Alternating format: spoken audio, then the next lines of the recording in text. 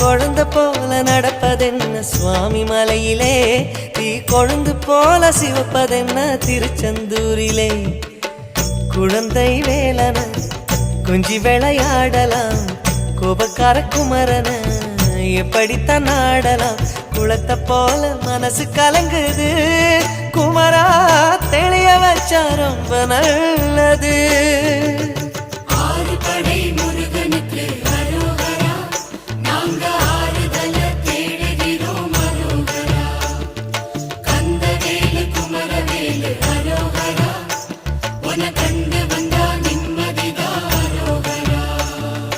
பழனியிலே சந்நியாசி, தணிகையிலே சம்சாரி, ஓம் கணக்கு புரியலையே முருகா, ஓம் கணக்கு புரியலையே முருகா.